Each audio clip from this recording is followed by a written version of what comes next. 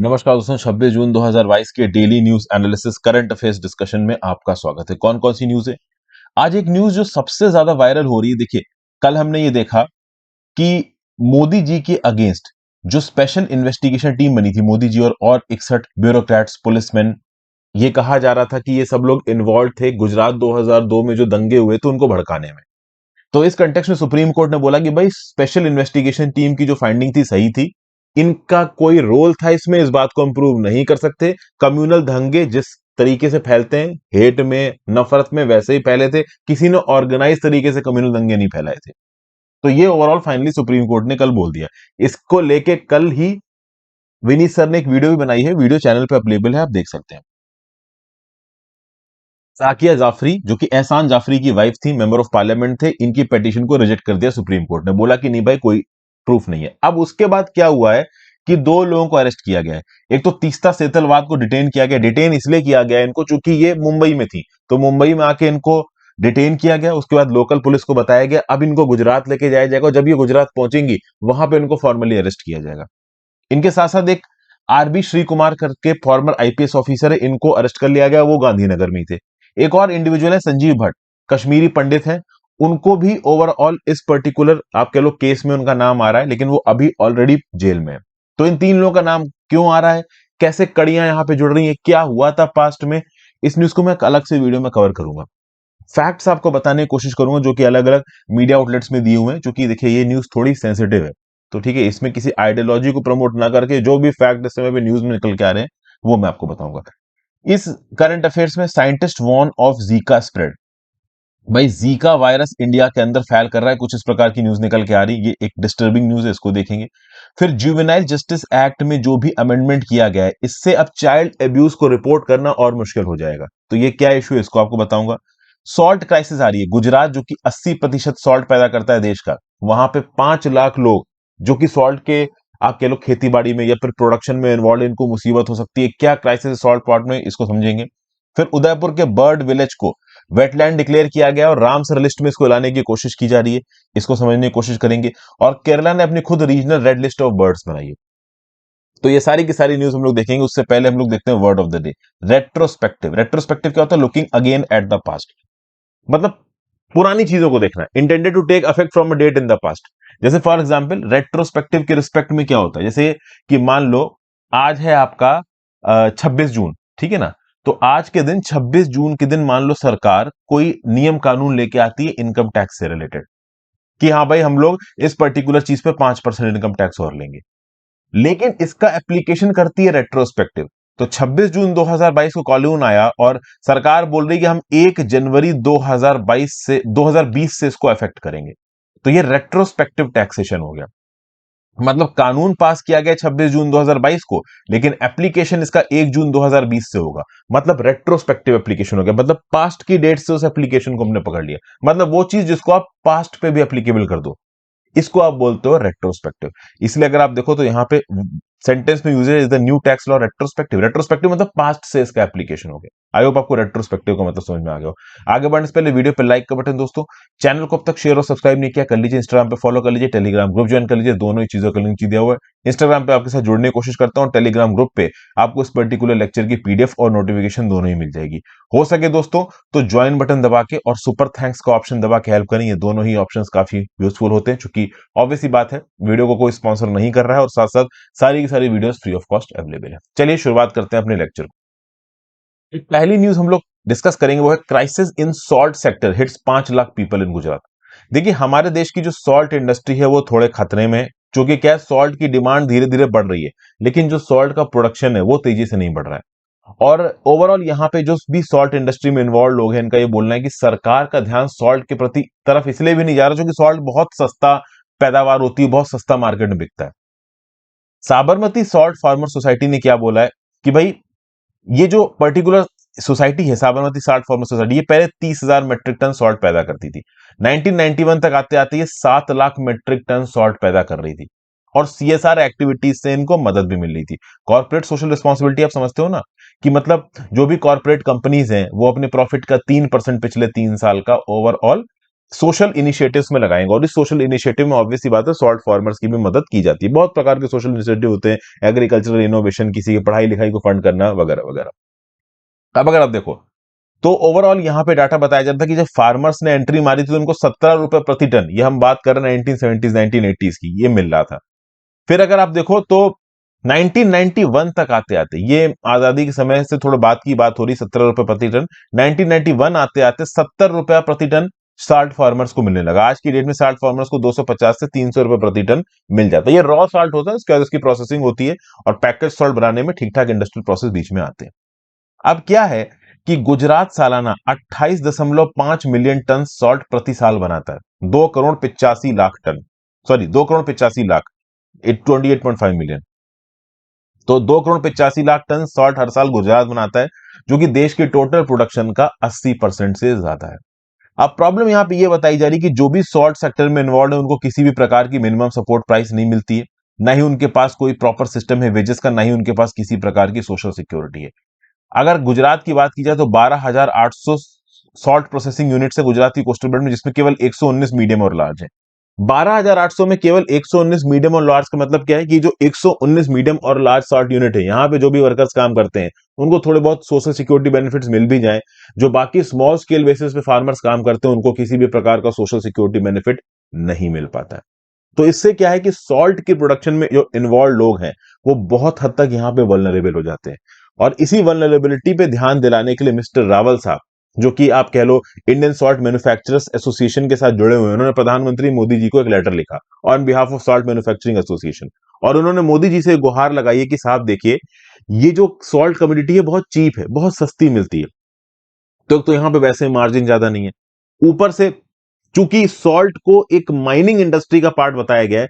ऐसा था कि जब ब्रिटिशर्स आए थे लगभग 120 साल पहले, सॉल्ट प्रोडक्शन को माइनिंग की तरह उगाया गया था, इसलिए तब से इसको सॉल्ट प्रोडक्शन को माइनिंग का हिस्सा माना जाता है। अब जब आप सॉल्ट प्रोडक्शन को माइनिंग का हिस्सा मानोगे, मतलब वो एग्रीकल्चर का हिस्सा नहीं है, और जब आप एग्रीकल्चर का हिस्सा उसको नहीं मान रहे हो तो मिनिमम सपोर्ट प्राइसेस के प्रोविजंस और बाकी जो भी एग्रीकल्चर सेक्टर को सरकारी बेनिफिट्स मिलते हैं वो नहीं मिल पाते। तो सॉल्ट प्रोडक्शन को चूंकि यहां पे माइनिंग का हिस्सा मान लिया गया है, इसीलिए ओवरऑल ये जो भी फार्मर्स हैं जो कि सॉल्ट प्रोडक्शन में इन्वॉल्व है, इनको एक ऑर्गेनाइज सोशल सिक्योरिटी नहीं मिल पाती है, ओवरऑल मिनिमम सपोर्ट प्राइस नहीं मिल पाता है, जिससे कहीं ना कहीं इंडिया के इन सॉल्ट फार्मर्स की जो फ्यूचर है, जो ओवरऑल फाइनेंशियल सिक्योरिटी, उस पर इफेक्ट आता है। और अगर इसको जल्दी एड्रेस नहीं किया गया तो ऐसा बताया जा रहा है कि इंडिया के पास ये जो डिस्टिंक्शन है कि India is the third largest producer of salt in the world, ये चला जाएगा। बताइए लार्जेस्ट दो प्रोड्यूसर सॉल्ट की दुनिया में कौन है? इंडिया के अंदर देखा जाए तो 0.5% सॉल्ट माइनिंग से उगाया जाता है, 99.5% सॉल्ट सी वाटर से या सब सॉइल वाटर से उगाया जाता है। उसमें सीडिंग, कल्टीवेशन, हार्वेस्ट, छोटे छोटे आपके लोग गड्ढे बना लिए, वहां पे सॉल्ट वाटर को स्टोर कर लिया, वो पानी सूख गया, फिर रॉ सॉल्ट है उसको प्रोसेस किया, फाइनली यूजेबल सॉल्ट बनाया। ये पूरी एक इंडस्ट्री यहाँ पे काम करती है। अब क्या है कि देखिए, हमारे देश में 36 मिलियन टन सॉल्ट पैदा होता है, और जो एक्सपोर्ट और डोमेस्टिक कंजम्पशन मिला के डिमांड है वो 31.5 मिलियन टन, और जो डिमांड है वो तेजी से बढ़ रही है, डिमांड 8% की रेट से बढ़ रही है और प्रोडक्शन 3% की रेट से बढ़ रहा है। मतलब एक समय ऐसा आएगा कि जो डिमांड है वो प्रोडक्शन को ओवरशूट कर जाएगी, तो वो समय आने से पहले ही सॉल्ट सेक्टर को आप एग्रीकल्चर का पार्ट मान के फार्मर्स की मदद वगैरह करने लगी। देखा जाए तो टेक्निकली यूनियन लिस्ट जो है 7वें शेड्यूल की, उसका आइटम नंबर 58 है सॉल्ट। और सॉल्ट जिस जमीन पे उगाया जाता है, लैंड, लैंड स्टेट का सब्जेक्ट होता है। तो अब सॉल्ट के उगाने में राज्य की सरकार, केंद्र की सरकार दोनों इन्वॉल्व है, दो बाप हैं इसके। अब दो बाप हैं तो यहां पे अकाउंटेबिलिटी और रिस्पॉन्सिबिलिटी को फिक्स करना जरूरी है। गवर्नमेंट और मैन्युफैक्चरर्स दोनों को इस पे काम करना पड़ेगा। अब इस कंटेक्स्ट में अभी क्या है कि गुजरात के अंदर एक रण सरोवर नाम की फ्रेश वाटर लेक बनाए जाने की बात हो रही, 5,000 स्क्वायर किलोमीटर के इलाके में रण सरोवर नाम की लेक बनाई जाएगी गुजरात में, और इसी इलाके में बहुत सारे सॉल्ट मैन्युफैक्चरर्स और प्रोड्यूसर्स काम करते हैं। तो इस पर्टिकुलर एसोसिएशन का बोलना है कि अगर ये रण सरोवर लेक आपने बना दी तो 50,000 लोगों की नौकरियां चली जाएंगी। तो कहीं ना कहीं ओवरऑल ये जो सॉल्ट मैन्युफैक्चरिंग इंडस्ट्री है, इस पे ध्यान देने की जरूरत है सरकार को, केंद्र की सरकार, राज्य की सरकार को रिस्पॉन्सिबिलिटी फिक्स करने की जरूरत है, एग्रीकल्चर का पार्ट बनाने की जरूरत है सॉल्ट इंडस्ट्री को, मिनिमम सपोर्ट प्राइस फिक्स करने की जरूरत है। ये सब ओवरऑल यहाँ पे डिमांड है। टेक्नोलॉजी इनको अवेलेबल करवाया जाए, इनको क्रॉप इंश्योरेंस वगैरह दिया जाए, अनसीजनल रेन्स और फ्लड्स के अगेंस्ट भी इनको इंश्योरेंस मिलना चाहिए। तो ये सब ओवरऑल डिमांड्स है। कितनी जल्दी डिमांड को सरकार सुनती है वो देखना बाकी। अभी रिसेंटली मोरबी में 12 वर्कर्स गिर गए, जब एक सॉल्ट की पैकिंग यूनिट में जो दीवार थी वो गिर गई। तो इस प्रकार के इश्यूज को एड्रेस करना जरूरत है। GS paper 3 issues relating to planning mobilization of resources growth development employment में न्यूज काम आएगी। अगली न्यूज, साइंटिस्ट वॉर्न और जीका स्प्रेड। देखिए वीडियो पे अब तक दोस्तों लाइक का बटन ना दबाया हो तो बिल्कुल दबा दीजिए, ठीक है ना। लाइक बटन दबाने से वीडियो का एंगेजमेंट बढ़ता है, को चैनल की वीडियोस को यूट्यूब एल्गोरिथम रिकमेंड करती है, इसलिए मैं बार बार बोलता हूं। चलिए, national institute of virology Pune ने यहां पे एक अलार्म इशू किया है और बोला है कि भैया जीका वायरस देश की बहुत सी स्टेट्स और यूनियन टेरिटरीज में फैल रहा है। डेंगू और चिकनगुनिया तो फैल ही रहा है, जीका वायरस भी फैल रहा है। अभी जीका वायरस, डेंगू और चिकनगुनिया ये तीनों एक दूसरे के साथ एसोसिएटेड इसलिए हैं क्योंकि तीनों ही फैलते हैं किसकी वजह से, एडिस मॉस्किटोज की वजह से। तो एडिस इजिप्टी, एडिस एल्बोपिक्टस, ये बेसिकली जीका वायरस फैलाता है और यही मॉस्किटोज आपके डेंगू और चिकनगुनिया भी फैलाते हैं। और चूंकि मानसून का सीजन है तो भाई अभी के लिए मानसून सीजन शुरू हो रहा है। जीका वायरस के केसेस दिल्ली, झारखंड, राजस्थान, पंजाब, तेलंगाना में ऑलरेडी देखने को मिल चुके हैं। 2021 में केरला, महाराष्ट्र, उत्तर प्रदेश में भी देखने को मिल चुके हैं। पहले Gujarat 2016-17, Tamil Nadu 2017, Madhya Pradesh, Rajasthan 2018 already Zika virus, dengue और चिकनगुनिया के केसेस देखने को मिले हैं। कई बार तो कंजंक्शन में को इन्फेक्शन देखने को मिला है। मगर मतलब एक इंडिविजुअल को जीका वायरस भी है, डेंगू भी है, एक इंडिविजुअल को डेंगू भी है, चिकनगुनिया भी है, एक को जीका और चिकनगुनिया दोनों है। तो इस प्रकार का जो को इन्फेक्शन है काफी डेंजरस है। तो ये जो जीका वायरस है, जो कि एक वेक्टर बॉर्न फ्लेवी वायरस है, एडिस मॉस्किटो से फैलता है, ये कहीं ना कहीं प्रॉब्लम क्रिएट कर रहा है। अभी इसके लिए रिसेंटली जो स्टडी कंडक्ट की गई है, इसमें 1520 क्लिनिकल सैंपल्स को इकट्ठा किया गया, जिसमें सीरम सैंपल्स 1253 थे, प्लाज्मा 99 था, होल ब्लड सैंपल 120 थे, यूरिन सैंपल 48 थे। 1475 patients across 16 viral research and diagnostic laboratory से सैंपल इकट्ठा किए गए। दिल्ली, केरला, पंजाब, राजस्थान, उत्तर प्रदेश, उत्तराखंड, मध्य प्रदेश, वेस्ट बंगाल, बिहार, उड़ीसा, तेलंगाना, आसाम, झारखंड, बिहार। यहां पे साइलेंट तरीके से भी जीका वायरस फैल रहा है। बेसिकली हुआ यह है कि पहले क्या है कि एक सैंपल पकड़ा, उस सैंपल पे टेस्टिंग की तो जीका वायरस नहीं निकला, लेकिन 6 महीने तक उस सैंपल को रखा रहा और बाद में टेस्टिंग की तो जीका वायरस निकला। मतलब जीका वायरस के डायग्नोस्टिक टूल्स को हमें और एफिशिएंट करना पड़ेगा। जीका वायरस साइलेंट तरीके से फैल रहा है, आपके सैंपल टेस्टिंग हो भी और उसमें जीका वायरस अगर हो भी तो भी पॉजिटिव आए ऐसा जरूरी नहीं है।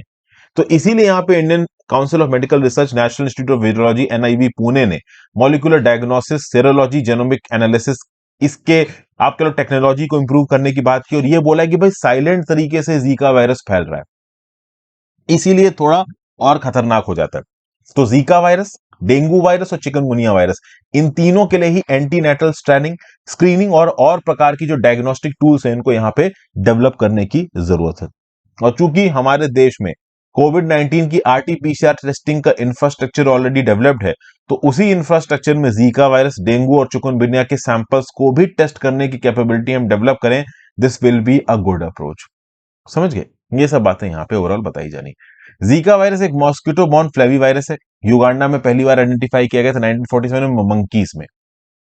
ह्यूमंस में युगांडा में आया 1952 में। युगांडा में तो मंकी भी खा जाते हैं, तो एनिमल टू ह्यूमन जो ट्रांसमिशन है वो हो गया होगा। यूनाइटेड रिपब्लिक ऑफ तंजानिया में भी 1952 में मिला। पहली बार 1947 में मंकीज में मिला, जिस साल देश आजाद हुआ था। फिर एडिस मॉस्किटो से फैलता था, मेनली एजिस इजिप्टी के थ्रू ये फैलता है, और यही मॉस्किटो डेंगू, चिकनगुनिया और येलो फीवर भी फैलाता है।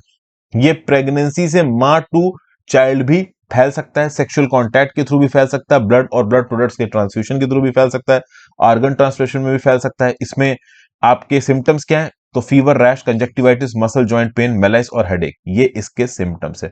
अभी तक जीका वायरस की कोई भी वैक्सीन नहीं बनी है। फोकस क्या रहता है कि इसके सिम्टम्स को कम करो, रेस्ट, रिहाइड्रेशन और एसिटोफार्मिन दी जाती है फीवर और पेन के लिए। GS-2 हेल्थ में न्यूज आपको काम आएगी। फिर जुवेनाइल जस्टिस एक्ट में जो भी अमेंडमेंट किए गए हैं ये बैकफायर कर सकते हैं। किस प्रकार से बैकफायर कर सकते हैं? देखिए अभी क्या है कि चाइल्ड केयर इंस्टीट्यूशंस में जिन भी बच्चों को रखा जाता है, एक तो वो बच्चे हैं जो ऑर्फन है, उनका कोई भी देखने वाला नहीं है। दूसरा, जो डेली वेज करने वाले लोग हैं, दिहाड़ी मजदूर है, वो अपने बच्चों को चाइल्ड केयर इंस्टीट्यूशंस में छोड़ देते हैं। अब अक्सर कर सुनने में आता है कि जो चाइल्ड केयर इंस्टीट्यूशन का जो स्टाफ है, जो लोग हैं, वो उन बच्चों को परेशान करते हैं, बच्चों का शोषण करते हैं, प्रॉब्लम क्रिएट करते हैं, मारते पीटते हैं। बहुत बार ऐसी न्यूज निकल के आती है। तो अब केसेस में होता क्या है कि भाई ओवरऑल इसकी कंप्लेन होनी चाहिए। तो कई बार क्या होता है कि जो एनजीओ है, ओके, या फिर जो पेरेंट्स हैं वो अपनी शिकायत लेके जाते हैं किसके पास, पुलिस के पास, कि देखिए साहब हमारे बच्चों के साथ जो व्यवहार हो रहा है वो अच्छा नहीं हो रहा है। लेकिन ओवरऑल इस चीज को बातचीत के साथ सेटल कर दिया जाता है। मान लो चाइल्ड वेलफेयर कमिटीज में किसी बच्चे को रखा गया और वहां पे कुछ गलत हुआ है, गलत मतलब इन द सेंस कि कुछ बहुत ज्यादा गलत नहीं, अगर सेक्सुअल एक्सप्लॉयटेशन हुआ तो फिर तो पॉक्सो में आ जाएगा वो, ठीक है ना, फिर तो बचना मुश्किल है। लेकिन मान लीजिए गलत तरीके से बिहेवियर किया, ठीक से खाना नहीं दिया, मार पीटी कर रहे हैं, गाली गलौज कर रहे हैं बच्चों के साथ, इस प्रकार की कोई गलत एक्टिविटी हो रही है बच्चों के साथ, तो ऐसे केसेस में अगर पुलिस के पास केस जाता भी है तो पुलिस बातचीत से चीजों को सुलटाने की कोशिश करती है, ठीक है। जबकि आपको पता होना चाहिए जुवेनाइल जस्टिस एक्ट के अंदर अगर आपने क्राइम किया है तो वो कॉग्निजेबल होता है। लेकिन अभी रिसेंटली 2021 में जो अमेंडमेंट किया गया juvenile justice care and protection act, इसको मैंने करंट अफेयर्स में पढ़ाया था, उसने जुवेनाइल जस्टिस एक्ट के अंदर के जो क्राइम है उनको नॉन कॉग्निजेबल कर दिया। नॉन कॉग्निजेबल क्राइम का मतलब यह है कि जो पुलिस है वो सीधे सीधे इन्वेस्टिगेशन शुरू नहीं कर सकती, उसको पहले मजिस्ट्रेट से परमिशन लेनी पड़ेगी किसी का अरेस्ट वारंट इशू करने के लिए। तो बेसिकली जब कॉग्निजेबल होता है ऑफेंस तो सीधे, जैसे किसी का मर्डर हुआ, किसी का रेप हुआ, अब उस केस में कॉग्निजेबल ऑफेंस है, तो आपको मजिस्ट्रेट से परमिशन लेने की जरूरत नहीं, सीधे आदमी को उठा लो, अरेस्ट कर लो। लेकिन अगर नॉन कॉग्निजेबल ऑफेंस है तो पहले मजिस्ट्रेट को जाकर रीजन दिखाओ कि सर इसने ये किया है, और फिर मजिस्ट्रेट के ऑर्डर के बेसिस पे आप आदमी को अरेस्ट कर सकते हो। समझ गए?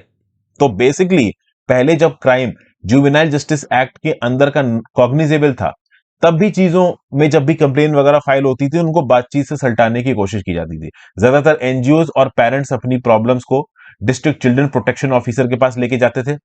मैटर अगर पुलिस के पास जा भी रहा है तो पुलिस के पास जाने से पहले घर पे बैठ के बातचीत से सुलटाने की कोशिश की जाएगी। तो जब पहले ही मैटर को बातचीत से सुलटाने की कोशिश की जा रही थी तो अब तो चीजें और प्रॉब्लमेटिक बताई जा रही, जो कि अब overall juvenile justice amendment act के थ्रू जो 2021 में हुआ है, जो क्राइम्स है उनको नॉन कॉग्निजेबल कर दिया गया। तो ये और डिस्करेज कर देंगे कि चाइल्ड वेलफेयर कमिटीज के अंदर जो गलतियां हो रही हैं उनको पॉइंट आउट किया जाए। पहले जब कॉग्निजेबल था ऑफेंस तब भी चीजें बातचीत के साथ सुलटाई जाती थी, और अब तो नॉन कॉग्निजेबल है। तो नॉन कॉग्निजेबल में अगर किसी पर्टिकुलर चाइल्ड वेलफेयर कमेटी के स्टाफ ने बच्चों के साथ बदतमीजी की है, दुर्व्यवहार किया है, तो उस केस में पुलिस एक्शन तो होगा नहीं। पुलिस एक्शन कराने से पहले आपको जुडिशियल मजिस्ट्रेट से परमिशन वगैरह लेनी पड़ेगी। मतलब जुवेनाइल जस्टिस एक्ट का जो इंप्लीमेंटेशन है वो थोड़ा कमजोर हो जाएगा, ये यहां पे बताया जा रहा है। फिर आगे देखा जाए तो भाई देखिए, नेशनल क्राइम रिकॉर्ड ब्यूरो के हिसाब से 2017 से ये जो जुवेनाइल्स के अगेंस्ट क्राइम है जो कि चाइल्ड वेलफेयर कमेटी के अंदर रहते हैं वो बढ़ चुके हैं, 700% से बढ़ चुके हैं 2019 तक, फ्रॉम 2017। 2017 में 278 केसेस कमिट हुए थे क्राइम के, कहां पे, चाइल्ड केयर इंस्टीट्यूशंस के अंदर, ठीक है, जिसमें 328 चाइल्ड विक्टिम्स थे। 2019 तक नंबर ऑफ केसेस थे 1968 और चाइल्ड विक्टिम्स थे 2699।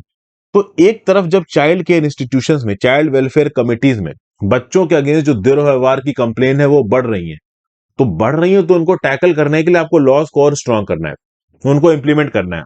और जुवेनाइल जस्टिस अमेंडमेंट एक्ट के अंदर आपने क्या किया कि क्राइम्स को कॉग्निजेबल की बजाय नॉन कॉग्निजेबल कर दिया।